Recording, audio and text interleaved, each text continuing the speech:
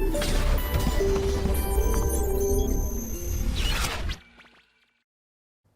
बच्चों क्वेश्चन देखते हैं। पहला क्वेश्चन क्या कह रहा है समझते हैं उसको। पहले क्वेश्चन में क्या बोल रहा है बच्चों, यदि 10 जूल का कार्य निकाय द्वारा किया गया, यानी जो बच्चों हमारा सिस्टम है ना निकाय, वो 10 जूल का कार्य कर रहा है, यानी किस पे कर रहा होगा, सराउंडिंग पे।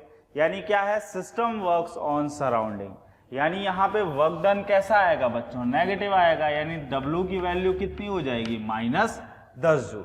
ठीक है, साइन कन्वेंशन का इस्तेमाल करना है, बहुत बेसिक सा सवाल है। यदि 10 जूल का कार्य निकाय द्वारा किया जाता है, तो निकाय ने कार्य किया तो उसका वर्क डन कितना आएगा, -10 जूल आएगा। आगे क्या बोल रहा था, 50 जूल की ऊष्मा निकाय से बाहर निकलती है। ठीक है, तो 50 जूल की ऊष्मा क्या हो रही है बच्चों, निकाय से बाहर भी निकल रही है, यानी Q की वैल्यू कितनी हो जाएगी, -50 जूल हो जाएगी। बोलो ठीक है, क्योंकि अगर ऊष्मा निकाय से बाहर निकलती है, सिस्टम से सराउंडिंग में जाती है, तो सिस्टम कैसा हो जाएगा, नेगेटिव हो जाएगा। तो Q तथा W के मान बताने थे, तो W का मान क्या होगा, -10 जूल, और Q का मान क्या हो जाएगा, -50 जूल। क्लियर। चलो भाई आगे बात करते हैं। अगला क्वेश्चन है बच्चों, एक आदर्श गैस 10 लीटर से 20 लीटर तक फैलती है। तो कोई एक आदर्श गैस है मान लो, ठीक है, वो V1 बराबर 10 लीटर से V2 बराबर कितना हो गया बच्चों, 10 से 20 लीटर। ठीक है, 20 लीटर तक क्या हो रही है, वो फैल रही है एक निश्चित 10 ATM बाहरी दाब के विरुद्ध। तो P एक्सटर्नल की वैल्यू कितनी हो गई बच्चों, 10 ATM हमारी क्या हो जाएगी, बाहरी दाब हो जाएगा। ठीक है, तो 10 ATM हमारा बाहरी दाब हो गया, V1 की वैल्यू 10 हो गई और V2 की वैल्यू 20 हो गई। ठीक है, आगे क्या बोला, तो होने वाला कार्य ज्ञात कीजिए। तो बच्चों W बराबर, अच्छा यहाँ पे उसने कुछ बोला है कि ये वाला कार्य भाई रिवर्सिबल निकालना है, इरिवर्सिबल कुछ नहीं बोला ना, तो हमें कौन सा लेना होता है, इरिवर्सिबल लेना होता है। तो W बराबर क्या हो जाएगा, -P डेल्टा V हो जाएगा। क्या हो जाएगा, -P delta V, -10 ATM। Delta V कितना हो जाएगा बच्चों, हमेशा फाइनल माइनस इनिशियल, यानी कि कितना हो जाएगा, -10 × 10, यानी वर्क डन कितना हो जाएगा हमारा, -100 ATM डॉट लीटर। अब देखो डिपेंड करेगा ऑप्शन पे कैसे है, जनरली जो ऑप्शन होंगे वो जूल में होंगे बच्चों, तो इसको मैं 101.3 से मल्टीप्लाई कर लेता हूं, तो -100 × 101.3 जूल। ठीक है, और मान लो ये तो जूल में इसको सॉल्व कर ही लोगे, कितना हो जाएगा, 10130। ठीक है, -10130 जूल, और आप क्या लिख सकते हो, -10.13 किलो जूल भी इसको आप लोग लिख सकते हो।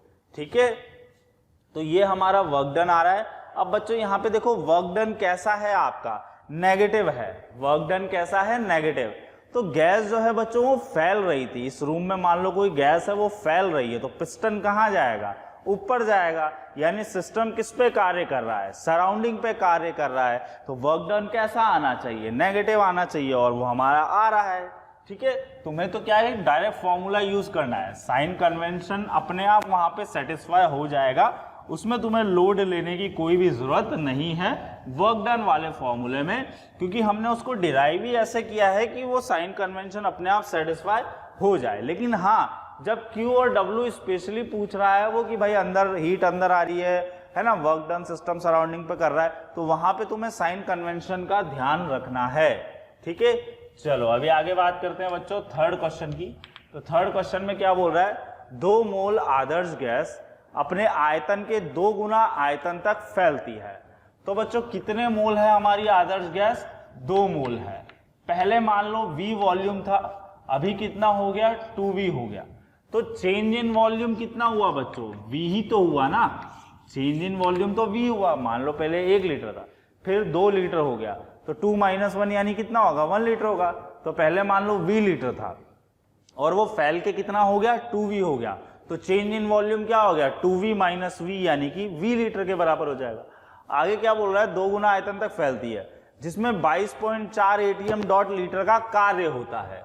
अब वर्क डन कैसा लेना है जरा ध्यान दो, V से 2V हुआ, ये निकाय है, इसका पहले आयतन V था, अभी गैस फैलती फैलती 2V आयतन तक पहुंच गई, यानी सिस्टम ने किस पे कार्य किया, सराउंडिंग पे कार्य किया। ठीक है, तो वर्क डन कैसा आएगा, नेगेटिव। तो यहाँ जो वैल्यू इसने 22.4 बोली है ना, इसको माइनस साइन लगाते हुए इस्तेमाल करना बच्चों, माइनस 22.4 ATM डॉट लीटर, ये हमारा वर्क डन हो जाएगा। ठीक है, आगे क्या बोल रहा है, P एक्सटर्नल का मान ज्ञात करना। चलो फॉर्मूला लगाते हैं, W बराबर minus P delta V, basic formula. ठीक है, W की वैल्यू कितनी होगी बच्चों, माइनस 22.4 ATM डॉट लीटर। अब देखो यहाँ पे ध्यान रखने वाली एक और बात बताऊं आपको, इन्होंने वर्क डन हमें ATM डॉट लीटर में दिया था, वैसे का वैसे ही हम लोग वहां पे इस्तेमाल कर लेंगे। ठीक है, लेकिन अगर इसने जूल में दिया होता ना, तो अपने को उसको कन्वर्ट करना होता है ATM डॉट लीटर में। क्यों, क्योंकि जब तुम यहाँ वर्क डन जूल में पुट कर दोगे, ये तो तुम ATM लीटर में ही पुट करोगे, तो ये वर्क डन तुम्हें ATM लीटर में पुट करना है, और यहाँ पे जो P एक्सटर्नल है वो तो निकालना है, और डेल्टा V की वैल्यू कितनी है बच्चों हमारी, V। ठीक है, अच्छा अब मैं V की वैल्यू और निकाल लेता हूं। यहाँ पे 2 मोल आदर्श गैस अपने आयतन के 2 गुना आयतन तक फैलती है। तो बच्चों देखो 1 मोल, ठीक है, यहाँ पे पहले इसको हम लोग सॉल्व कर लेंगे। 1 मोल आदर्श गैस अगर तुम लोगे, 1 मोल कोई सी भी आदर्श गैस लोगे, तो उसका आयतन कितना होगा, 22.4 लीटर। तो 2 मोल अगर तुम आदर्श गैस लोगे तो उस 2 मोल का आयतन कितना होगा, 2 गुणा 22.4 लीटर। यानी कि पहले कितना था वो बच्चों, 2 गुणा 22.4, तो मैं यहीं पे लिख देता हूं। ठीक है, तो कितना हो जाएगा यहाँ पे, 2 गुणा 22.4 लीटर पहले आयतन था। अभी वो फैल के कितना हो गया, 4 गुणा 22.4, तो डेल्टा V कितना हो गया तुम्हारा, 2 गुणा 22.4 लीटर हो जाएगा। सॉल्व कर लो इसको। ठीक है, चलो डेल्टा V की वैल्यू पुट करते हैं, 2 गुणा 22.4, तो 22.4 से 22.4 कट जाएगा, माइनस से माइनस पर कट जाएगा, तो P बराबर कितना हो जाएगा, हाफ, यानी कि 0.5 ATM जो है हमारा एक्सटर्नल प्रेशर हो जाएगा। ठीक है, ये वाला लॉजिक तो हमने कहाँ पे पढ़ा हुआ है बच्चों, मोल कंसेप्ट में। 1 मोल आदर्श गैस का आयतन 22.4 होता है, तो 2 मोल आदर्श गैस का कितना हो जाएगा, 2 गुणा 22.4। वो अपने आयतन का दुगना फैल रही है, यानी 4 गुणा 22.4 तक वो जा रही है। अब 4 गुणा 22.4 में से 2 गुणा 22.4 माइनस किया तो बचेगा कितना, 2 गुणा 22.4 ही बचेगा। वैल्यूज पुट कर सॉल्व किया तो एक्सटर्नल प्रेशर हमारा कितना आ जाएगा बच्चों, हाफ आ जाएगा, यानी कि 0.5 ATM आ जाएगा। ठीक है, चलो अभी क्वेश्चन नंबर 4 पे चलते हैं। क्वेश्चन नंबर 4 में क्या बोल रहा है बच्चों, वो जरा समझो। क्वेश्चन नंबर 4 में उसने बोला कि 27 डिग्री सेल्सियस ताप तथा 2 ATM दाब। तो टेम्परेचर तो कितना बोल दिया बच्चों, 27 डिग्री सेल्सियस। कभी भी तुम्हें टेम्परेचर देना डिग्री सेल्सियस में, तो उसको हाथों हाथ केल्विन में कन्वर्ट कर लिया करो। क्यों, क्योंकि जनरली जितने भी फॉर्मूलेज होते हैं उनमें हम लोग टेम्परेचर किस में पुट कर रहे होते हैं, केल्विन में। तो 27 प्लस 273 यानी कितना हो जाएगा बच्चों, 300 केल्विन। तो हमारा क्या हो गया, टेम्परेचर हो गया। प्रेशर कितना हो गया, 2 ATM। प्रेशर कितना हो जाएगा, 2 ATM। दाब पर 2 मोल आदर्श गैस, तो मोल कितना है बच्चों, 2 मोल हमारी क्या हो जाएगी, आदर्श गैस हो जाएगी। ठीक है, समतापीय प्रक्रम के द्वारा अपने आयतन के 2 गुना आयतन तक फैलती है।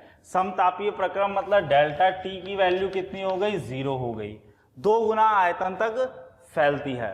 तो मैं क्या करता हूं बच्चों, यहां पे लगा देता हूं PV equals to NRT, PV equals to NRT। ठीक है, यहां से V की वैल्यू निकालूंगा NRT बाय P। N की वैल्यू बोलो कितनी है, N की वैल्यू 2 मोल है। R की वैल्यू हो गई बच्चों 0.0821। टेम्परेचर हो गया मेरा 300 केल्विन। प्रेशर हो गया मेरा 2 ATM, 2 से 2 कट जाएगा। B की वैल्यू 24.6 लीटर आ जाएगी। ठीक है, अब क्या बोल रहा है आगे, सॉल्व कर लेना इसको। 300 गुणा 0.0821 करोगे ना तो 24.6 लीटर आ जाएगा। अब क्या बोल रहा है, प्रक्रम के द्वारा अपने आयतन के 2 गुना आयतन तक फैलती है। तो पहले ये आयतन था, अभी इसका 2 गुना कर दो, यानी 2 गुणा 24.6 लीटर हो जाएगा। यानी डेल्टा V क्या हो जाएगा बच्चों, V2 minus V1। V2 minus V1 करोगे तो 24.6 लीटर ही आएगा। ठीक है, प्रक्रम के द्वारा अपने आयतन के 2 गुना आयतन तक फैलती है। इस पूरे प्रक्रम में किया गया कार्य ज्ञात कीजिए यदि बाहरी दाब नियत रहता है। अगर हमारा एक्सटर्नल प्रेशर क्या रहता है बच्चों, कांस्टेंट रहता है, यानी एक्सटर्नल प्रेशर हमारा क्या है, कांस्टेंट है, तो किया गया कार्य क्या होगा। अब एक्सटर्नल प्रेशर कांस्टेंट बोलने से इसका मतलब बच्चों ये नहीं है कि एक्सटर्नल प्रेशर 2 एटीएम ही है। 2 एटीएम पर तो कौन थी, वो गैस थी। अब वो गैस फैल रही है, यानी एक्सटर्नल प्रेशर क्या रहा होगा, 2 एटीएम से कम रहा होगा। गैस इस रूम में पहले 2 एटीएम पर थी, उसका वॉल्यूम था 24.6। एक्सटर्नल प्रेशर नहीं है वो 2 एटीएम, एक्सटर्नल प्रेशर तो कुछ और रहा होगा, कुछ कम प्रेशर रहा होगा 2 से, जिसकी वजह से वो गैस क्या हो रही है, फैल रही है। अगर एक्सटर्नल प्रेशर 2 एटीएम ही रहता फिर गैस फैलती कैसे भाई, ज्यादा होता तो उल्टा कंप्रेस होती। गैस फैल रही है यानी एक्सटर्नल प्रेशर कुछ कम रहा होगा, और उसी की वैल्यू तुम्हें क्या करनी है बच्चों, इस पूरे प्रक्रम में किया गया कार्य ज्ञात कीजिए यदि बाहरी दाब नियत रहता है। अब एक्सटर्नल प्रेशर क्या होगा ये समझो। या तो तुम यहां पे दोबारा PV equals to nRT apply करके एक्सटर्नल प्रेशर अप्लाई कर लो, या फिर अगर कुछ भी नहीं दिया है ना तो कितना एटीएम लेना होता है अपने को, 1 एटीएम लेना होता है। कितना लेना होता है बच्चों, 1 एटीएम लेना होता है। ठीक है, तो P एक्सटर्नल लिख लो कॉपी में स्टार करके, यदि बाहरी दाब कुछ नहीं दिया है, यदि बाहरी दाब कुछ नहीं दिया है तो उसे 1 एटीएम लें। यदि बाहरी दाब कुछ नहीं दिया है तो उसे 1 एटीएम लें। चलो फॉर्मूला लगाते हैं, W बराबर minus P delta we.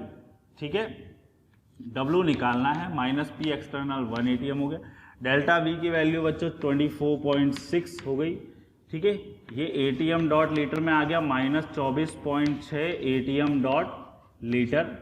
1 ATM dot litre 101.3 होता है, तो ये हो जाएगा बच्चों माइनस 24.6 इंटू 101.3 जूल। सॉल्व कर लेते हैं इसको, 24.6 और ये हो गया 1013, 6 या 18 का 8, 6 1 जा 6 और 1 7, 0 6 1 जा 6, 4 या 12 का 2, 4 1 जा 4 5, 0 4 1 जा 4, 3 2 जा 6, 2 1 जा 2, 0 2 1 जा 2, 8 7 2 9, 11 का 1, 6 7 8 9, 4 2 1 2 2 4 माइनस 2491.98 जूल बोल लो, या फिर माइनस 2.5 किलो जूल बोल लो। ठीक है, चलो अगला क्वेश्चन देखते हैं। हाँ तो बच्चों अभी कुछ क्वेश्चंस हमने देखे। ठीक है, अभी नेक्स्ट टॉपिक हम लोग स्टार्ट करते हैं बच्चों। जो अगला टॉपिक है हमारा वो इंटरनल एनर्जी, जिसके बारे में मैं डिस्क्रिप्शन आइडिया आप लोगों को दे ही चुका हूं। अभी थोड़ा सा और डिटेल में इसकी बात करते हैं। इंटरनल एनर्जी को बच्चों हिंदी में क्या बोलते हैं हम लोग, आंतरिक ऊर्जा। ठीक है, क्या हो जाएगा ये, आंतरिक ऊर्जा। ठीक है, इसको हम लोग किससे रिप्रेजेंट करते हैं, E से या फिर U से रिप्रेजेंट किया जाता है बच्चों। E या फिर U से रिप्रेजेंट करते हैं हम आंतरिक ऊर्जा यानी इंटरनल एनर्जी को। अब आंतरिक ऊर्जा क्या होती है बच्चों, किसी भी सिस्टम के अंदर बहुत अलग अलग विभिन्न प्रकार की जो प्रोसेसेस हो रही होती है, उनका ओवरऑल जो समेशन होता है, यानी उनको जोड़ने के बाद जो फाइनली वैल्यू मिलती है ऊर्जा की, उसको हम लोग क्या बोलते हैं, आंतरिक ऊर्जा बोलते हैं। ठीक है, तो मैं यहां से क्या लिख सकता हूं बच्चों, ई इंटरनल एनर्जी, यानी ये जो इंटरनल एनर्जी है वो क्या क्या हो सकती है बच्चों। तो मान लो रोटेशनल मॉलिक्यूल हमारा रोटेशन कर रहा है तो उसके लिए जो ऊर्जा होगी, मान लो मॉलिक्यूल हमारा वाइब्रेशन कर रहा है तो उसके लिए जो ऊर्जा होगी, मान लो मॉलिक्यूल हमारा ट्रांसलेटरी मोशन कर रहा है तो उसके लिए जो ऊर्जा होगी, मान लो जो हमारा बॉन्ड ब्रेक हो रहा है उसके लिए ऊर्जा होगी, जो हमारा बॉन्ड फॉर्मेशन हो रहा है उसके लिए जो ऊर्जा होगी, और ऐसे ही तमाम ऊर्जाओं का जो सम्मेशन होगा उनके योग को हम लोग क्या बोलते हैं, उस सिस्टम की निकाय की आंतरिक ऊर्जा बोलते हैं। ठीक है, ये लाइन लिख लो। इसके बाद लिखना है इसके अंदर, किसी निकाय के अंदर विभिन्न प्रकार की ऊर्जाओं के योग को। थैंक यू स्टूडेंट्स, हमें इतना प्यार देने के लिए। डेली लाखों बच्चे हमारे वीडियो लेक्चर्स से फ़ायदा उठा रहे हैं, तो मेरी आपसे एक रिक्वेस्ट है कि डिस्क्रिप्शन बॉक्स में जो लिंक दिया गया है उस लिंक पे जाके आप क्लिक करिए और अपना रजिस्ट्रेशन सुनिश्चित कर लीजिए, ठीक है। और साथ ही साथ मेरी बच्चों से ये भी रिक्वेस्ट है, जिन बच्चों को डाउट सॉल्विंग और साथ ही साथ मटेरियल चाहिए, उसके लिए भी आप नीचे दिए गए डिस्क्रिप्शन बॉक्स में लिंक पे जाके क्लिक करके वहाँ पे अपना रजिस्ट्रेशन सुनिश्चित कर सकते हैं। विभिन्न प्रकार की ऊर्जाओं के योग को उसकी आंतरिक ऊर्जा कहा जाता है। उसकी आंतरिक ऊर्जा कहा जाता है, ठीक है। वो क्या कहलाता है? उसकी आंतरिक ऊर्जा कहलाती है। अभी नेक्स्ट लाइन में लिखो, किसी तत्व अथवा यौगिक, किसी तत्व अथवा यौगिक की जो अंदरूनी ऊर्जा होती है उसे उसकी आंतरिक ऊर्जा कहा जाता है, ठीक है। तो मोटा मोटा आंतरिक ऊर्जा किसी भी चीज की अंदरूनी ऊर्जा बोल लो, या किसी निकाय के अंदर जो विभिन्न प्रकार की ऊर्जाएं हैं उनके योग को बोल लो, ठीक है। अभी कैसी प्रॉपर्टी होती है बच्चों? एक्सटेंसिव की इंटेंसिव। ऑब्वियसली बात है, अगर तुम एक रोटी खाओगे तो ऊर्जा कम मिलेगी, 10 रोटी खाओगे तो ऊर्जा ज्यादा मिलेगी। तो तुम्हारे अंदर की ऊर्जा किस बात पर निर्भर कर रही है कि तुम कितनी रोटी खा रहे हो। ऐसे ही उस सिस्टम के अंदर डिपेंडेंसी होगी। मान लो रूम है, रूम के अंदर मैंने कार्बन को जलाया बच्चों, कार्बन 1 ग्राम जलाया कि 50 ग्राम जलाया, उस पर डिपेंड करेगी कि उस रूम की फाइनली ऊर्जा कितनी हो रही है, ठीक है। तो ये कैसी प्रॉपर्टी हो जाएगी? Extensive property. तो नेक्स्ट लाइन में लिख लो, यह एक्सटेंसिव गुणधर्म होता है। यह एक्सटेंसिव गुणधर्म होता है, ठीक है। ये क्या होता है? हमारा एक्सटेंसिव गुणधर्म होता है बच्चों। और ये कैसा फलन होता है? हमारा अवस्था फलन होता है। नेक्स्ट लाइन में लिखो, यह अवस्था फलन होता है। यह अवस्था फलन होता है, ठीक है। यानी हम इसका चेंज ही कैलकुलेट कर सकते हैं, ठीक है। तो delta E equals to E final minus E initial. भाई पहले मान लो कोई सिस्टम की इंटरनल एनर्जी 20 जूल थी, अब वहां कुछ प्रक्रम हुआ, वो एनर्जी 20 जूल से कितनी हो गई? 50 जूल हो गई।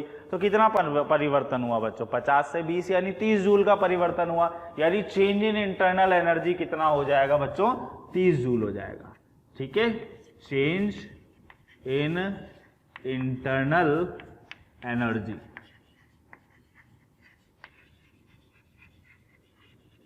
ठीक है। चेंज इन इंटरनल एनर्जी हम कैसे निकालेंगे? फाइनल माइनस इनिशियल करके, ठीक है बच्चों। तो इंटरनल एनर्जी का रिप्रेजेंटेशन क्या होता है? ई और यू होता है। किसी भी तत्व अथवा यौगिक की खुद की एनर्जी को उसकी इंटरनल एनर्जी कहते हैं। किसी निकाय की अंदर बहुत सारी एनर्जी का जो सम होता है उसको फाइनली हम लोग उसकी इंटरनल एनर्जी कहते हैं।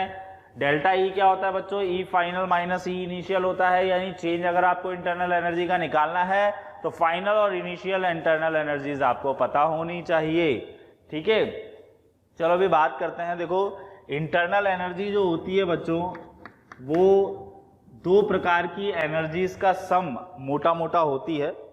पहला जो है वो है काइनेटिक एनर्जी, और दूसरा जो है बच्चों वो है पोटेंशियल एनर्जी। अगर मैं काइनेटिक एनर्जी की बात करूं तो ये मूवमेंट की वजह से आती है। किसकी वजह से आएगी? मूवमेंट की वजह से। जबकि पोटेंशियल एनर्जी जो आएगी वो किसकी वजह से आएगी? इंटरेक्शन की वजह से आएगी, ठीक है। यानी कि मान लीजिए यहां पे मैं फॉर आइडियल गैस की बात करता हूं, ठीक है, फॉर आइडियल गैस, ठीक है। अगर मैं गैस सिस्टम की बात कर रहा हूं तो गैस सिस्टम में बच्चों जो हमारे कण होंगे उनकी जो इंटरनल एनर्जी होगी वो 2 वजह से आ सकती है, काइनेटिक एनर्जी और पोटेंशियल एनर्जी, ठीक है। मेरी बॉडी है, मेरी बॉडी में 2 वजह से एनर्जीज आ सकती है। मान लो मैं काइनेटिक एनर्जी कर रहा हूं और पोटेंशियल एनर्जी मेरी बॉडी में डिस्टेंस हाइट की वजह से होगी, ठीक है। तो मान लो ये रूम है, इस रूम के अंदर बहुत सारे गैस पार्टिकल हैं। अब वो गैस पार्टिकल्स में 2 वजह से एनर्जी आया रिलीज हो सकती है। पहला, या तो वो काइनेटिक एनर्जी की फॉर्म में या पोटेंशियल एनर्जी की फॉर्म में। अब काइनेटिक एनर्जी किसकी वजह से होती है बच्चों? मूवमेंट की वजह से होती है। और पोटेंशियल एनर्जी किसकी वजह से होती है? इंटरेक्शन की वजह से होती है।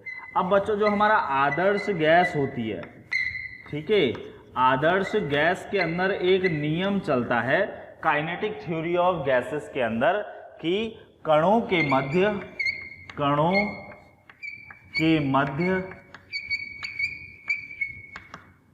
कोई आकर्षण बल, कणों के मध्य कोई आकर्षण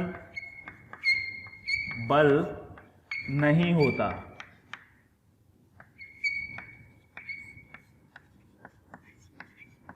ठीक है भाई, तो कणों के मध्य कोई भी आकर्षण बल हमारा नहीं होता। इसका मतलब पोटेंशियल एनर्जी कितनी हो गई आदर्श गैस के अंदर? 0। तो इसका मतलब जो इंटरनल एनर्जी होगी वो कितनी हो जाएगी? काइनेटिक एनर्जी के बराबर। और बच्चों ध्यान रखो, जो आदर्श गैस होती है उसके 1 मोल अगर तुम कण ले रहे हो तो उसकी जो इंटरनल एनर्जी होती है यानी काइनेटिक एनर्जी जो होती है वो 3/2 RT होती है, और इसीलिए उसकी इंटरनल एनर्जी भी कितनी हो जाती है? 3/2 RT। क्लियर है? दोबारा ध्यान से सुनो, आदर्श गैस के लिए जो कण होता है उसके लिए आंतरिक ऊर्जा 2 प्रकार से आ सकती है, काइनेटिक एनर्जी और पोटेंशियल एनर्जी की टर्म में। अगर मैं बात करता हूं बच्चों आइडियल गैस में, तो आइडियल गैस के अंदर कणों के मध्य आकर्षण बल नगण्य होता है, तो पोटेंशियल एनर्जी कितनी हो जाएगी? 0 हो जाएगी। तो इंटरनल एनर्जी किसके बराबर हो जाएगी? काइनेटिक एनर्जी के बराबर हो जाएगी। इसका मतलब काइनेटिक एनर्जी कितनी होती है आदर्श गैस की? 3/2 RT, यानी कि जो इंटरनल एनर्जी होगी वो भी कितनी हो जाएगी? 3/2 RT। यानी कि आदर्श गैस के अंदर, ध्यान रखना, आदर्श गैस में इंटरनल एनर्जी समानुपाती होती है तापमान के, यानी अगर मैं तापमान बढ़ाऊंगा तो आंतरिक ऊर्जा भी क्या होती जाएगी? बढ़ती जाएगी। तो बच्चों देखो, जो हमारा इंटरनल एनर्जी होती है ना, वो बेसिकली क्या है? 2 एनर्जीज का योग होता है, काइनेटिक एनर्जी और पोटेंशियल एनर्जी का योग था। ठीक है, अब अगर हमारी आदर्श गैस है बच्चों, तो आदर्श गैस के अंदर क्या होता है? कणों के मध्य आकर्षण बल तो होता ही नहीं है। ठीक है, अगर आदर्श गैस के अंदर क्या होता है बच्चों? आकर्षण बल जो होता है हमारा वो क्या होता है? नगण्य होता है। ठीक है, अब नगण्य होता है तो यहाँ फर्क क्या पड़ रहा है? तो समझो जरा इस पॉइंट को। देखो, काइनेटिक एनर्जी किस वजह से आती है? हमारी मूवमेंट की वजह से। काइनेटिक एनर्जी किस वजह से आती है? हमारी मूवमेंट की वजह से। भाई ऑब्वियस सी बात है, कोई अगर मूव करेगा तभी तो उसकी वेलोसिटी होगी, और अगर उसकी वेलोसिटी होगी इसका मतलब क्या रहेगा उसके अंदर बच्चों? काइनेटिक एनर्जी आएगी ½ mv² करके, और पोटेंशियल एनर्जी जो होती है वो आकर्षण की वजह से होती है। ठीक है, इंटरेक्शन की वजह से होती है। अब अगर आदर्श गैस है तो बच्चों उसमें आकर्षण बल तो नगण्य होता है, यानी पोटेंशियल एनर्जी की वैल्यू तो हो गई हमारी 0, और जो E हो जाएगा वो किसके बराबर हो जाएगा? काइनेटिक एनर्जी के बराबर हो जाएगा। अब फॉर 1 मोल, अगर 1 मोल आदर्श गैस के लिए मैं बात करता हूं, ठीक है, तो 1 मोल आदर्श गैस के लिए बच्चों जो काइनेटिक एनर्जी होती है वो आती है 3/2 RT। कितनी आती है? 3/2 RT। ठीक है, यानी कि E बराबर काइनेटिक एनर्जी बराबर 3/2 RT। ये ध्यान रखो, ये किसके लिए होती है? हमारी आदर्श गैस के लिए होती है, ये आपको याद रखना है। ठीक है, बहुत काम का पॉइंट है, मल्टीपल जगह यूज आता रहता है। अब मान लो आपका समतापीय प्रक्रम है। कौन सा प्रक्रम है? समतापीय प्रक्रम है।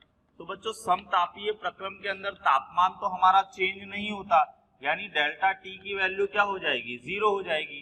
डेल्टा टी की वैल्यू अगर 0 हो जाएगी यानी इंटरनल एनर्जी का चेंज भी कितना हो जाएगा? 0 हो जाएगा। तो ये बात ध्यान रखो, अगर समतापीय प्रक्रम है और वहां पर हमारा आदर्श गैस है तो उसके लिए जो इंटरनल एनर्जी का चेंज आएगा उसका मान कितना होता है बच्चों? 0 होता है। ठीक है, ये पॉइंट ध्यान रखो, बहुत इंपॉर्टेंट है।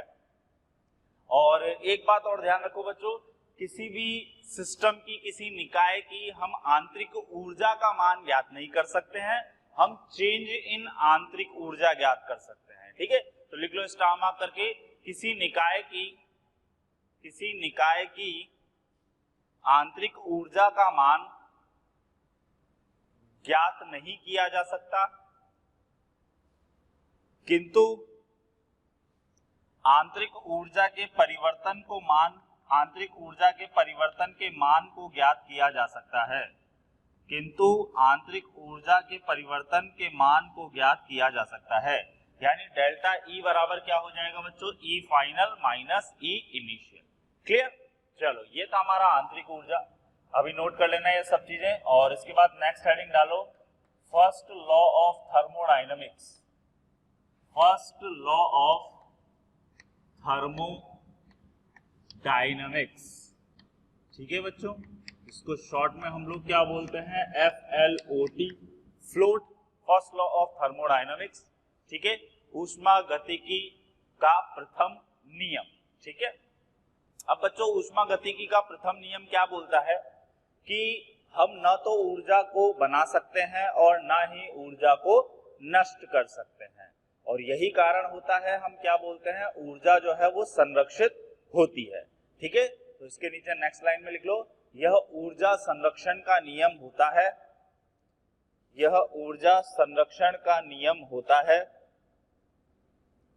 ठीक है, फिर नेक्स्ट लाइन में लिखो, इस नियम के अनुसार, इस नियम के अनुसार, ठीक है, इस नियम के अनुसार क्या है बच्चों स्टेटमेंट, ऊर्जा को ना तो बनाया जा सकता है, ऊर्जा को ना तो बनाया जा सकता है और ना ही नष्ट किया जा सकता है। ऊर्जा को ना तो बनाया जा सकता है और ना ही नष्ट किया जा सकता है, कॉमा, किंतु यह एक बॉडी से दूसरी बॉडी, एक बॉडी से दूसरी बॉडी में ट्रांसफर की जा सकती है, ट्रांसफर की जा सकती है। ठीक है, एक बॉडी से दूसरी बॉडी की तरफ ये क्या करी जा सकती है बच्चों, ट्रांसफर की जा सकती है। ठीक है, तो कुल मिला के ऊर्जा संरक्षण का नियम है। उसके बाद अगली लाइन में बच्चों बीच में और करके लिखो, है ना, 2-3 डेफिनेशन है इसकी। तो पहली डेफिनेशन लिखवा दी मैंने, दूसरी डेफिनेशन लिखो इसकी, किसी विलगित निकाय की, किसी विलगित निकाय की आंतरिक ऊर्जा, किसी विलगित निकाय की आंतरिक ऊर्जा संरक्षित रहती है, किसी विलगित निकाय की आंतरिक ऊर्जा संरक्षित रहती है। यानी अगर कोई हमारा आइसोलेटेड सिस्टम है, क्या होता है बच्चों, विलगित निकाय, जिसमें ना तो ऊर्जा का ही और ना तो द्रव्य का ही आदान प्रदान हो सकता है, किसके साथ, सराउंडिंग के साथ, उसको हम विलगित निकाय बोलते हैं। तो अगर विलगित निकाय है बच्चों, ना तो ऊर्जा अंदर ही आ रही है ना ऊर्जा बाहर ही जा रही है, इसका मतलब उस विलगित निकाय का, उस विलगित निकाय की आंतरिक ऊर्जा क्या होगी, संरक्षित होती है।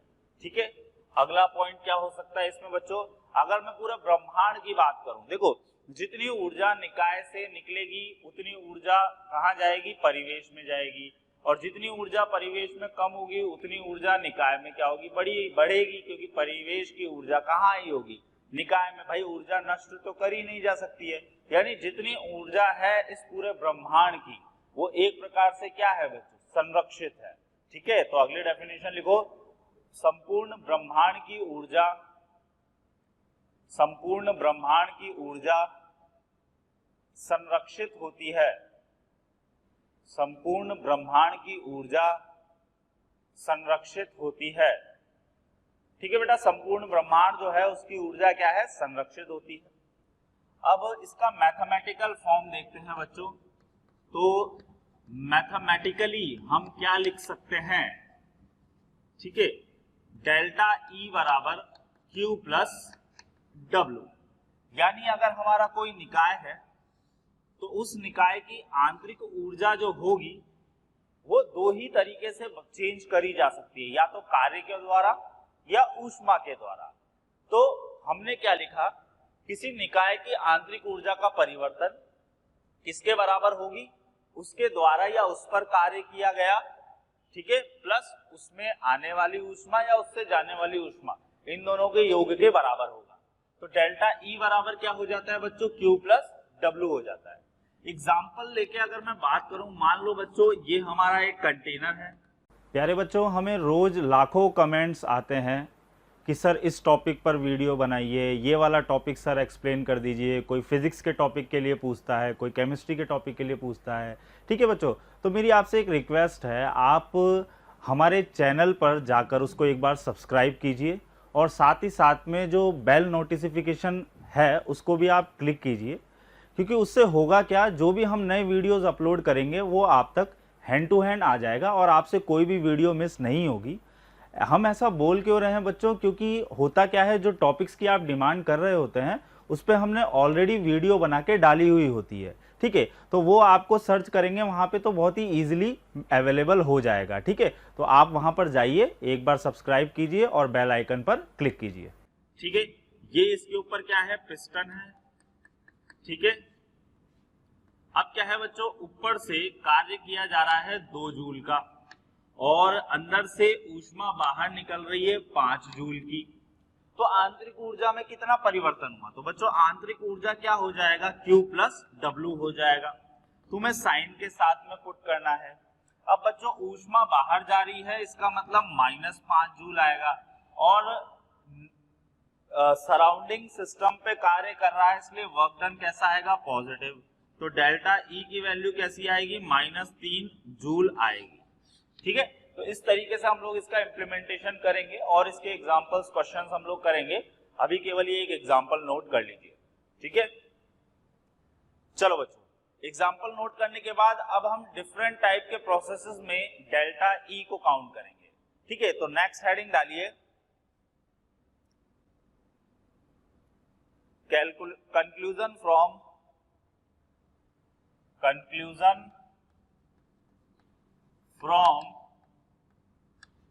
First law of thermodynamics.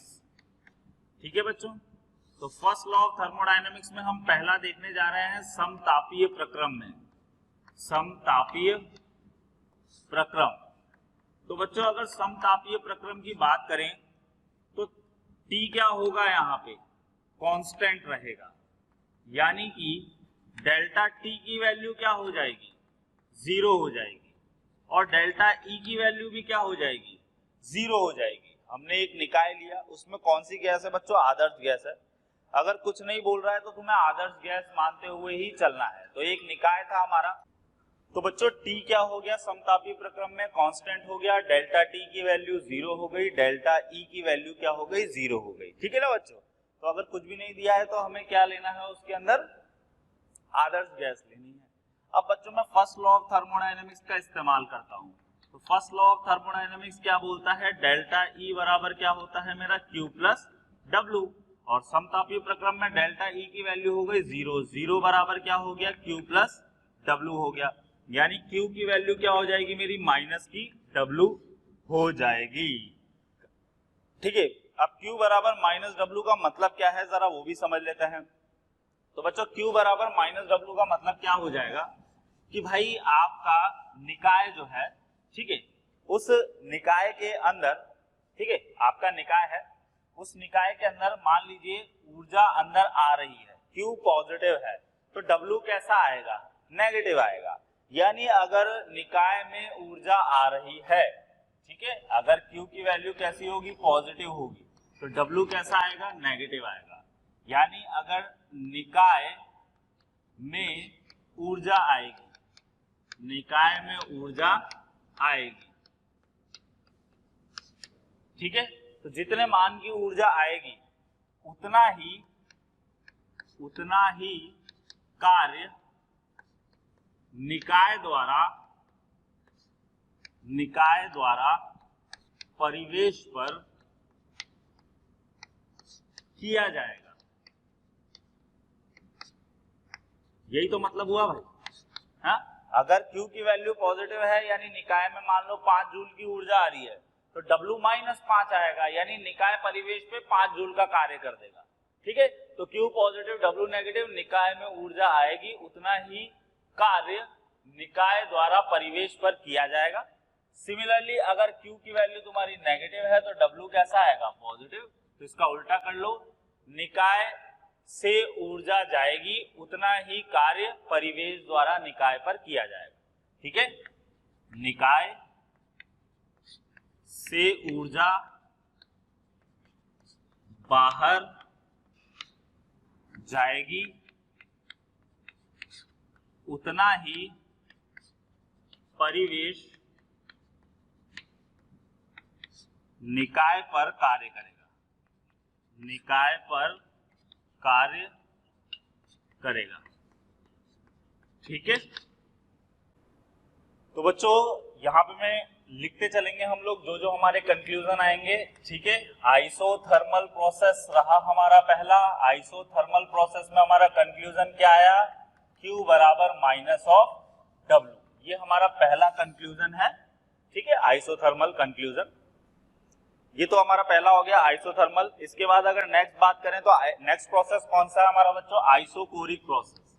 Isochoric process, isochoric को बच्चों हिंदी में क्या बोलते हैं हम लोग, सम आयतनी प्रक्रम। अब सम आयतनी प्रक्रम में बच्चों क्या चीज कांस्टेंट होती है, वॉल्यूम जो है हमारा वो कांस्टेंट हो जाता है। ठीक है, तो डेल्टा V की वैल्यू क्या हो जाएगी, 0 हो जाएगी।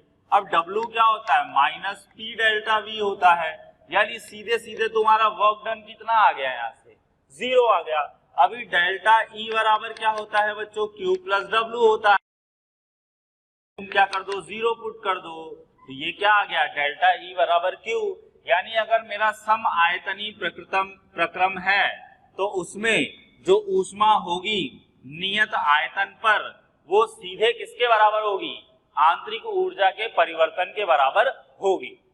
इसका मतलब क्या है, इसका मतलब ये है बच्चों कि अगर सम आयतनी प्रक्रम है, यानी कि हमने क्या कर दिया, अच्छा सम आयतनी प्रक्रम में आपको बता चुका हूं कैसे कंटेनर में होता है बच्चों, बंद पात्र में होता है। कैसे कंटेनर में होता है, क्लोज्ड कंटेनर में होता है। अब अगर हमारा कंटेनर ही क्लोज है तो आयतन तो बदलना ही नहीं है, आयतन बदलेगा नहीं तो कार्य होगा नहीं। इसका मतलब उस निकाय में अगर 5 जूल की ऊर्जा आएगी तो उसकी आंतरिक ऊर्जा 5 जूल की बढ़ जाएगी।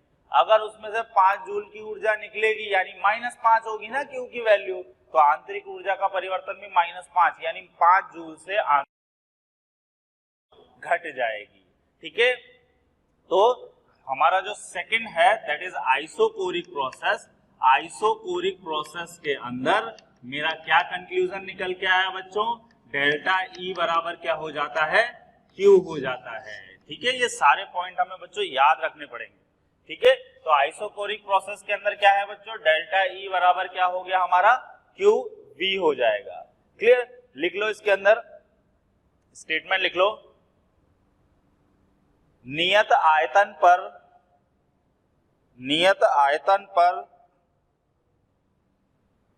अगली लाइन में लिखो, यदि निकाय ऊष्मा ग्रहण करता है, यदि निकाय ऊष्मा ग्रहण करता है, ठीक है, तो निकाय की आंतरिक ऊर्जा बढ़ेगी, तो निकाय की आंतरिक ऊर्जा बढ़ेगी। ठीक है, फिर ये लिख लो उसके आगे ब्रैकेट में ऐसे करके। उसके बाद अगली लाइन में लिखो, यदि निकाय से ऊष्मा बाहर जाती है, यदि निकाय से ऊष्मा बाहर जाती है तो आंतरिक ऊर्जा घटेगी, तो आंतरिक ऊर्जा घटेगी। ठीक है बच्चों, ये क्या था हमारा सेकंड पॉइंट था। अभी थर्ड पॉइंट पे चलते हैं। थर्ड हमारा क्या है बच्चों, एडियाबैटिक प्रोसेस। एडियाबैटिक प्रोसेस की अगर बात करें तो एडियाबैटिक क्या होता है बच्चों, हिंदी में क्या बोलते हैं हम इसको, रुद्धोष्म प्रक्रम। तो रुद्धोष्म प्रक्रम में बच्चों Q का मान कितना होता है, 0 होता है। अब फर्स्ट लॉ ऑफ थर्मोडायनेमिक्स अगर मैं लगाऊं तो यहाँ पे Q की वैल्यू कितनी हो जाएगी बच्चों, 0 हो जाएगी। तो Q की वैल्यू 0 हो गई, यानी डेल्टा E बराबर क्या हो जाएगा, W हो जाएगा। यानी कि मैं अगर एडियाबैटिक के अंदर बात करता हूं तो एडियाबैटिक में बच्चों डेल्टा E का मान किसके बराबर हो जाएगा, W के बराबर हो जाएगा। अब यहां से हम क्या कंक्लूजन निकाल सकते हैं, यहां से हम ये कंक्लूजन दे सकते हैं बच्चों कि अगर मेरा परिवेश कार्य करता है निकाय पर, अगर परिवेश कार्य करता है निकाय पर, तो W की वैल्यू कैसी होगी? पॉजिटिव, यानी कि निकाय की आंतरिक ऊर्जा क्या होगी? बढ़ेगी। जबकि अगर निकाय कार्य करेगा परिवेश पर, तो W की वैल्यू कैसी होगी? नेगेटिव, यानी कि आंतरिक ऊर्जा निकाय की क्या होगी बच्चों? कम होगी। ठीक है, तो ये नोट कर लेना। और इसमें स्टेटमेंट भी लिखवा देता हूं मैं, जैसे इसमें लिखा था ना स्टेटमेंट, वैसे इसमें भी लिख लेते हैं। यदि परिवेश कार्य करता है निकाय पर, यदि परिवेश कार्य करता है निकाय पर, तो यदि परिवेश कार्य करता है निकाय पर, तो ठीक है, तो निकाय की आंतरिक ऊर्जा बढ़ेगी, तो निकाय की आंतरिक ऊर्जा बढ़ेगी। फिर वो लिख लेना W बराबर पॉजिटिव, ठीक है, और डेल्टा E बराबर इंक्रीजिंग। फिर अगली लाइन में लिखो, यदि निकाय कार्य करता है परिवेश पर, यदि निकाय कार्य करता है परिवेश पर, तो W बराबर नेगेटिव तथा निकाय की आंतरिक ऊर्जा घटेगी, तथा निकाय की आंतरिक ऊर्जा घटेगी, यानी W इक्वल टू नेगेटिव और डेल्टा E का मान क्या होगा? कम होगा। क्लियर है? ये था हमारा थर्ड। अभी हम फोर्थ बात करते हैं बच्चों। फोर्थ क्या है हमारा? Cyclic process. साइक्लिक प्रोसेस का मतलब क्या हो गया? हमारा चक्रीय प्रक्रम। तो बच्चों अगर साइक्लिक प्रोसेस की बात करें तो हम जानते हैं जितने भी अवस्था फलन वाली क्वांटिटीज होती हैं उन सबका मान कितना हो जाएगा? इसमें 0 हो जाएगा, क्योंकि इसमें प्रारंभिक और अंतिम स्थिति क्या होती है? समान होती है। तो डेल्टा E बराबर कितना हो गया? 0। अब फर्स्ट लॉ ऑफ तो डेल्टा E बराबर क्या हो जाएगा? Q प्लस W हो जाएगा, यानी कि क्या हो जाएगा यहाँ से? Q बराबर माइनस ऑफ W, यानी ये कौन सा आ जाएगा? हमारा आइसोथर्मल वाला ही एक प्रकार से केस बन जाएगा। ठीक है, तो साइक्लिक के अंदर हम लोग क्या लिख सकते हैं बच्चों? साइक्लिक प्रोसेस के अंदर Q बराबर माइनस ऑफ W। ठीक है, तो सेम वही केस हो जाएगा हमारा, Q बराबर माइनस ऑफ W वाला केस हमारा ये बन जाता है। इसके बाद नेक्स्ट है हमारा बच्चों आइसोबैरिक प्रोसेस। आइसोबैरिक प्रोसेस की अगर बात करी जाए तो इसको हिंदी में क्या बोलते हैं हम लोग? समदाबीय प्रक्रम बोलते हैं। तो बच्चों समदाबीय प्रक्रम का मतलब क्या हो गया? प्रेशर क्या होगा हमारा? कांस्टेंट रहेगा। ठीक है, अब फर्स्ट लॉ ऑफ थर्मोडायनेमिक्स का अगर मैं इस्तेमाल करूं तो डेल्टा E बराबर क्या हो जाएगा? Q plus W। Q बराबर या डेल्टा E बराबर क्या हो जाएगा? Q minus P delta V। P delta V को इधर लेके आता हूं तो Q बराबर delta E plus P delta V बन जाएगा। और मैं क्या लिख सकता हूं बच्चों? इसको डेल्टा E को E2 माइनस E1 लिख सकता हूं, प्लस P तो सेम रहेगा, PV2 माइनस PV1 बन जाएगा। और क्या हो सकता है? Q बराबर E2 प्लस PV2, यहां से minus common E1 plus PV1। अब याद रखो, अभी थोड़ी देर में ही हम पढ़ने वाले हैं कि H बराबर क्या होता है? E प्लस PV होता है। H क्या होता है बच्चों? एंथैल्पी होती है, और एंथैल्पी जो है वो क्या होती है? आंतरिक ऊर्जा और PV कार्य के योग के बराबर होती है। ठीक है, तो यहां से मैं क्या लिख सकता हूं? Q इज इक्वल टू, ये क्या हो जाएगा हमारा? H2, ये क्या हो जाएगा? माइनस H1, यानी यहां से Q एट कांस्टेंट प्रेशर को मैं क्या लिख सकता हूं? डेल्टा H लिख सकता हूं। आई नहीं आई कहानी समझ में? तो अगर ऊष्मा की मैं बात करूं नियत दाब पर, तो वो डेल्टा H यानी कि एंथैल्पी परिवर्तन के बराबर आती है। ठीक है, तो पांचवा प्रोसेस हमने क्या देखा बच्चों? Isobaric process. और आइसोबैरिक प्रोसेस के अंदर हमारा क्या कंक्लूजन निकल के आया? जो डेल्टा QP होगा वो किसके बराबर होगा? डेल्टा H के बराबर होगा। क्लियर है? नोट कर लो यहां तक। फिर लिखो जरा इसके अंदर स्टेटमेंट, नियत दाब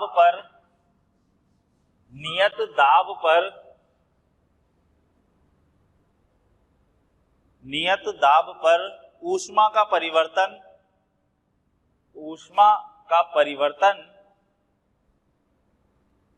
एंथैल्पी परिवर्तन के बराबर आता है। एंथैल्पी परिवर्तन के बराबर आता है। ठीक है, किसके बराबर आ जाएगा वो? एंथैल्पी परिवर्तन के बराबर आएगा। लिखो फिर नेक्स्ट लाइन में, यदि निकाय। तो बच्चों, अगर आपको हमारे चैनल पर हमारे वीडियोस पसंद आते हैं तो उन वीडियोस को लाइक कीजिए और साथ ही साथ उन वीडियोस को शेयर कीजिए। आप अगर उसको शेयर करेंगे तो हो सकता है कोई ज़रूरतमंद बच्चा हो जिसको वो वीडियो की काफ़ी रिक्वायरमेंट हो, तो वो उसको आपके शेयरिंग से देख सकता है। ठीक है बच्चों, तो अंत में मैं यही कहना चाहूँगा कि हमारी पूरी मोशन टीम जो है वो आपके प्यार और स्नेह को देखते हुए काफ़ी मोटिवेटेड है और वो काफ़ी डेडिकेटेड है कि आपको अच्छे से अच्छा लेक्चर प्रोवाइड कर सके ताकि आप उससे कुछ नया और अच्छा सीखें। नियत दाब पर, यदि निकाय नियत दाब पर ऊष्मा ग्रहण करता है तो निकाय में एंथैल्पी परिवर्तन बढ़ेगा या निकाय की एंथैल्पी बढ़ेगी। ऐसे लिखो, निकाय की एंथैल्पी बढ़ेगी। फिर नेक्स्ट में ये लिख लेना उसके आगे। फिर नेक्स्ट लाइन में लिखो, यदि निकाय से ऊष्मा बाहर जाती है तो निकाय की एंथैल्पी घटेगी। क्लियर है पॉइंट? चलो बच्चों देखो, क्वेश्चन करने से पहले एक पॉइंट समझाऊं आपको मैं। अभी हमने जो फर्स्ट लॉ ऑफ थर्मोडायनेमिक्स के कंक्लूजन देखे, उसमें क्यू बी जो था हमारा वो क्या था? Delta E. क्यू पी जो था हमारा वो क्या था? Delta H. और डब्ल्यू एडियाबैटिक जो था हमारा वो डेल्टा ई था। अब लॉजिक समझो जरा। देखो ऐसे तो H and Q and W कैसे फलन होता है? पथ फलन होता है। होते हैं नहीं होते? बोलो कैसे फलन होते हैं? ये पथ फलन होते हैं। किंतु क्यूवी, क्यूपी तथा डब्ल्यू एडियाबैटिक ये कैसे फलन हो जाएंगे? हमारे अवस्था फलन हो जाएंगे। ठीक है, इस पॉइंट का ध्यान रखना। क्या कहा मैंने बच्चों? नॉर्मली क्यू एंड डब्ल्यू क्या होते हैं? हमारे पथ फलन होते हैं। किंतु क्यूवी यानी ऊष्मा नियत आयतन पर, कॉमा ऊष्मा नियत दाब पर तथा रुद्धोष्म प्रक्रम में किया गया कार्य जो होता है, ये तीनों हमारे बच्चों क्या हो जाएंगे? अवस्था फलन हो जाएंगे। ठीक है, इन पे भी क्वेश्चन बन जाता है, तो थोड़ा सा माइंड में इनको ध्यान रखना। ठीक है, चलो अभी फर्स्ट क्वेश्चन देखते हैं। फर्स्ट क्वेश्चन में क्या बोल रहा है बच्चों? यदि 10 जूल की ऊष्मा निकाय के द्वारा ग्रहण की जाती है, मान लो ये कोई हमारा एक निकाय है, ये निकाय बच्चों 10 जूल की ऊष्मा जो है वो क्या कर रहा है? ग्रहण कर रहा है। ठीक है, तथा निकाय द्वारा 20 जूल का कार्य किया जाता है। यानी निकाय जो है वो परिवेश पे कितना कार्य कर रहा है बच्चों? 20 जूल का कार्य कर रहा है। तो डेल्टा ई का मान निकालना है। बहुत ही simple question. First law of thermodynamics लगा देता हूं मैं। डेल्टा ई बराबर क्या हो जाता है मेरा? क्यू प्लस डब्ल्यू हो जाता है। अब क्योंकि निकाय मेरी ऊष्मा ग्रहण कर रहा है तो क्यू का मान तो होगा पॉजिटिव, और निकाय परिवेश पर कार्य कर रहा है, तो निकाय परिवेश पर कार्य करेगा तो डब्ल्यू की वैल्यू कैसी होगी? नेगेटिव होगी, यानी -20। यानी डेल्टा ई की वैल्यू कितनी हो जाएगी बच्चों? -10 जूल। एक बात का और ध्यान रखना, ये क्यू और डब्ल्यू की जो यूनिट्स होनी चाहिए ना, ये सेम होनी चाहिए। ऐसा नहीं है एक जूल 1 किलो जूल में चल रहा है, एक कैलोरी 1 जूल में चल रहा है, ऐसा नहीं। दोनों सेम यूनिट में कन्वर्ट कर लो। तो अल्टीमेटली मेरे डेल्टा ई की वैल्यू कितनी आ गई? -10। यानी मेरे निकाय की आंतरिक ऊर्जा 10 जूल के मान से घट जाएगी। आंतरिक ऊर्जा क्या होगी बच्चों? घटेगी। क्लियर है? चलो अगले क्वेश्चन पे चलते हैं। दूसरा क्वेश्चन क्या बोल रहा है मेरा? यदि 10 कैलोरी की ऊष्मा निकाय में से निष्कासित होती है। तो ये मान लो कोई हमारा क्या है, एक सिस्टम है बच्चों। अब इस सिस्टम में से 10 जूल की जो ऊर्जा है वो क्या हो रही है, मेरी निष्कासित हो रही है, यानी Q की वैल्यू कितनी हो जाएगी, -10 जूल हो जाएगी, सॉरी कैलोरी, -10 कैलोरी हो जाएगी। ठीक है, आगे क्या बोला है, तथा निकाय पर 50 जूल का कार्य किया जाता है। जो मेरा निकाय है उस पे कार्य कर रहा है, कौन कर रहा होगा, परिवेश। तो निकाय पर कार्य कितना हो गया बच्चों, 50 जूल का, यानी W की वैल्यू कितनी हो जाएगी, 50 जूल हो जाएगी। क्लियर है। आगे क्या बोल रहा है, होता है निकाय की आंतरिक ऊर्जा ज्ञात कीजिए यदि उसकी प्रारंभिक आंतरिक ऊर्जा का मान 20 जूल है। तो उसने जो इनिशियल इंटरनल एनर्जी है उसकी वैल्यू कितनी दे दी है, 20 जूल। अब यहाँ ध्यान रखने वाली बात यह है बच्चों, ये जूल में है, ये जूल में है, लेकिन ये वैल्यू हमारी किस में है, कैलोरी में है। तो मैं इसको पहले किस में कन्वर्ट कर लेता हूँ, कैलोरी में कन्वर्ट कर लेता हूँ। तो एक कैलोरी बराबर 4.2 जूल होता है, तो मैं इसको 4.2 से मल्टीप्लाई कर देता हूं, तो कितना आ जाएगा, -42 जूल आ जाएगा। अभी फर्स्ट लॉ ऑफ थर्मोडायनेमिक्स लगा देता हूं, तो डेल्टा E बराबर क्या हो जाएगा, Q plus W। Delta E बराबर Q की वैल्यू कितनी है हमारी, -42, और W कितना है, +50, कितना आ जाएगा, +8 जूल आ जाएगा। डेल्टा E क्या होता है, E final minus E initial is equals to 8 आ जाएगा। E फाइनल की value we have to find out, हमें फाइंड आउट करनी है। E इनिशियल कितना दिया हुआ है अपने को, 20 जूल दिया हुआ है, बराबर 8, यानी E फाइनल बराबर कितना हो जाएगा हमारा, 28 जूल हो जाएगा। ठीक है, E फाइनल कितना हो जाएगा हमारा, 28 जूल हो जाएगा। क्लियर। ठीक है बच्चों, तो हमारी जो इंटरनल एनर्जी है वो कैसी है, पॉजिटिव, यानी कि जो हमारी फाइनल इंटरनल एनर्जी होगी वो इनिशियल इंटरनल एनर्जी के मान से क्या होगी, ज्यादा होगी। ठीक है, चलो अभी अगले क्वेश्चन की तरफ बढ़ते हैं। नेक्स्ट क्वेश्चन में क्या बोल रहा है, क्वेश्चन नंबर 3। तो जो क्वेश्चन नंबर 3 देखते हैं, क्वेश्चन नंबर 3 के अंदर क्या बोल रहा है हमारा, वो यदि निकाय द्वारा 10 जूल की ऊष्मा अवशोषित होती है, ये हमारा क्या है, निकाय है, और ये 10 जूल की ऊष्मा क्या कर रहा है, अवशोषित कर रहा है, यानी कि ग्रहण कर रहा है। ठीक है, की जाती है, तथा निकाय 10 लीटर से 20 लीटर तक फैलता है। निकाय 10 लीटर से 20 लीटर क्या हो रहा है, फैल रहा है। तो 10 लीटर से 20 लीटर फैलने का मतलब क्या हो गया यहाँ पे, कि भाई जो हमारा निकाय है उस निकाय कार्य कर रहा है किस पे, परिवेश पे। निकाय किस पे कार्य कर रहा है, परिवेश पे कार्य कर रहा है। अब निकाय अगर मेरा परिवेश पे कार्य कर रहा है तो W की वैल्यू कैसी आनी चाहिए, हमारी नेगेटिव आनी चाहिए। चलो देखते हैं, डेल्टा V कितना हो गया, फाइनल 20 माइनस इनिशियल 10, यानी कितना हो जाएगा, 10 लीटर। अभी वर्क डन क्या होता है, -P डेल्टा V, तो वर्क डन क्या हो जाएगा, -1 ATM। क्यों ले रहा हूं, क्योंकि इसने मेरे को एक्सटर्नल प्रेशर का कोई भी डिस्क्रिप्शन नहीं दिया हुआ है, तो -1 हो गया, और डेल्टा V की वैल्यू कितनी हो गई बच्चों, 10 हो गई। तो वर्क डन कितना आ गया मेरा, -10 ATM डॉट लीटर। अभी बच्चों इसको जूल में कन्वर्ट कर लेता हूं, तो -10 इंटू 101.3 से मल्टीप्लाई कर दिया जाए इसको। ठीक है, तो ये हो जाएगा 1013 नेगेटिव का जूल। ये मेरा किस में कन्वर्ट हो गया, जूल में कन्वर्ट हो गया। यानी जो वर्क डन हो रहा है बच्चों वो कितना हो रहा है मेरा, 1013 जूल का कार्य हो रहा है। अभी डेल्टा E बराबर क्या होता है, Q प्लस W। ठीक है, तो डेल्टा E बराबर Q की वैल्यू कितनी है भाई, 10 जूल ग्रहण कर रहा है ना, तो 10 जूल पॉजिटिव और -1013, यानी कि डेल्टा E इंटरनल एनर्जी का चेंज कितना हो जाएगा, 1003 जूल का। और आप बोल सकते हो कितना हो जाएगा, 1.003 किलो जूल। जैसा भी ऑप्शन में है उसके अकॉर्डिंग हम लोग क्या कर देंगे, टिक कर देंगे। ठीक है, तो ये हमारे किसका मान हो जाएगा, डेल्टा E का मान। चलो बच्चों नेक्स्ट क्वेश्चन देखते हैं। नेक्स्ट क्वेश्चन क्या है हमारा, उत्क्रमणीय रुद्धोष्म प्रक्रम में यदि गैस का फैलाव होता है। ठीक है, तो फोर्थ क्वेश्चन की अगर मैं बात करूं तो फोर्थ क्वेश्चन में क्या बोल रहा है, उत्क्रमणीय रुद्धोष्म प्रक्रम है, यानी कि क्या हो गया, उत्क्रमणीय मतलब रिवर्सिबल, रुद्धोष्म मतलब Q का मान क्या हो गया हमारा, 0 हो गया। ठीक है, यहां से मुझे समझ में आ रहा है Q की वैल्यू कितनी हो गई, 0 में यदि गैस का फैलाव होता है तो निकाय का फाइनल तापमान होगा। तो समझो जरा इस पॉइंट को, बेटा रुद्धोष्म प्रक्रम का मतलब Q की वैल्यू कितनी हो गई 0।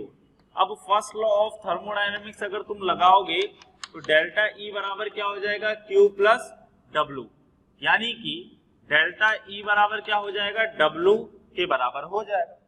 अब फैलाव हो रहा है बच्चों, है ना, क्या हो रहा है, फैलाव। फैलाव का मतलब पे कार्य कर रहा है परिवेश पर, यानी W की वैल्यू कैसी आएगी हमारी, नेगेटिव, यानी ये W का मान कैसा होगा हमारा, नेगेटिव।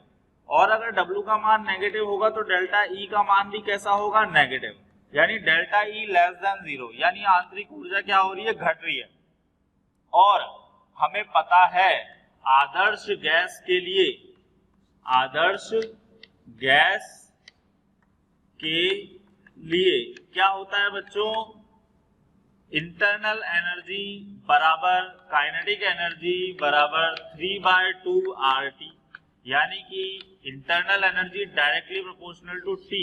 आदर्श गैस में बच्चों जो आंतरिक ऊर्जा होती है वो केवल और केवल किस पे डिपेंड करती है, तापमान पर। अगर तुम तापमान बढ़ाओगे तो आंतरिक ऊर्जा बढ़ेगी, तो इसका मतलब अगर आंतरिक ऊर्जा घट रही है यानी तापमान भी क्या हो रहा होगा, मेरा घट रहा होगा, यानी कि T फाइनल क्या हो जाएगा, कम हो जाएगा T इनिशियल से। क्या हो जाएगा, फाइनल तापमान हमारा क्या होगा, कम होगा प्रारंभिक तापमान से, यानी हमारा करेक्ट आंसर कौन सा हो जाएगा बच्चों, पहला वाला हो जाएगा। क्लियर है। चलो अभी आगे बढ़ते हैं अगले क्वेश्चन की तरफ। सेकंड क्वेश्चन की अगर मैं बात करूं क्वेश्चन की, तो फिफ्थ क्वेश्चन के अंदर क्या बोल रहा है जरा समझते हैं। एक बंद पात्र में 10 जूल की ऊष्मा ग्रहण होती है। तो मान लीजिए कोई एक बंद पात्र है, ये हमारा एक बंद पात्र है, इसमें 10 जूल की ऊष्मा क्या हो रही है बच्चों, ग्रहण हो रही है, ठीक है, तथा तापमान 25 डिग्री सेल्सियस से 50 डिग्री सेल्सियस तक बढ़ता है, तो डेल्टा E का मान ज्ञात कीजिए। ठीक है, हमें किसका मान ज्ञात करना है बच्चों, डेल्टा E का मान हमें ज्ञात करना है। तुम्हें पता है डेल्टा E बराबर क्या होता है बच्चों, Q प्लस W होता है। तो क्या बोल रहा है, एक बंद पात्र में 10 जूल की ऊष्मा ग्रहण होती है, तो Q की वैल्यू तो हो गई हमारी प्लस की 10 जूल हो गई, और क्या बोल रहा है, ऊष्मा ग्रहण होती है तथा तापमान 25 से 50 डिग्री सेल्सियस तक बढ़ता है। अब यहाँ काम की बात क्या है, देखो बच्चों बंद पात्र है, तो बंद पात्र का मतलब क्या हो गया हमारा, कांस्टेंट वॉल्यूम। यही एक बहुत इंपॉर्टेंट लॉजिक यहाँ पे लगने वाला है। कांस्टेंट वॉल्यूम मतलब डेल्टा V 0 मतलब W की वैल्यू 0, यानी डेल्टा E बराबर क्या हो जाएगा, Q बराबर 10 जूल। तो डेल्टा E का मान ज्ञात करना है, तो डेल्टा E का मान कितना हो गया, सीधे सीधे 10 जूल हो गया। आई नहीं आई कहानी समझ में, क्या था बच्चों लॉजिक, बंद पात्र उसने हमें बोला था, और बंद पात्र देखते ही मुझे इस बात का आइडिया हो गया कि भाई ये कांस्टेंट वॉल्यूम की कहानी बोल रहा है। तो कांस्टेंट वॉल्यूम क्या होता है बच्चों, डेल्टा E बराबर Q के बराबर होता है ना, कांस्टेंट वॉल्यूम में। तो आंसर हमारा कितना हो गया, 10 जूल हो गया सीधे सीधे। ठीक है, चलो भाई अभी आगे बात करते हैं। किस में ऊष्मा अवस्था फलन, किस में ऊष्मा अवस्था फलन की भांति व्यवहार करती है। तो बच्चों देखो इसके अंदर क्या है, किसके अंदर वो अवस्था फलन की भांति व्यवहार करेगी। तो इसमें क्या है बच्चों, देखो QV है, QV किसके बराबर है, डेल्टा E के बराबर अवस्था फलन। QP किसके बराबर है, डेल्टा H के बराबर अवस्था फलन। W एडियाबैटिक किसके बराबर होगा, डेल्टा E यानी अवस्था फलन। यानी हमारा आंसर क्या होगा, ऑल ऑफ द अबव, जो अभी मैंने स्टार्टिंग में क्वेश्चन से पहले आपको समझाया था। एक और क्वेश्चन देखते हैं क्या बोल रहा है।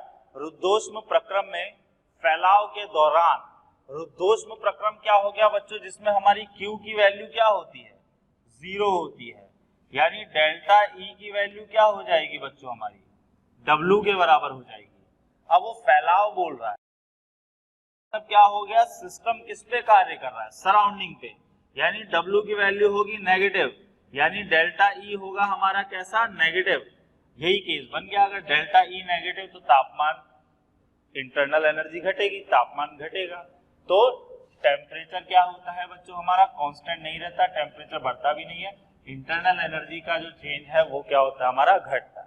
ठीक है, तो बच्चों अगर आप चाहते हैं कि हम जो यहाँ पर पढ़ा रहे हैं, डिस्कस कर रहे हैं, लेक्चर्स जो भी आ रहे हैं वो आप तक पहुँच सके, आपको अवेलेबल हो सके, तो आप आज ही हमारे नंबर्स पर कॉल कर सकते हैं। हमारा जो कॉन्टैक्ट नंबर है वो है बच्चों 180021217999। ठीक है बच्चों, तो इस पे आप लोग कॉल कर सकते हैं और हमारे वीडियो लेक्चर्स आप तक पहुंच जाएंगे।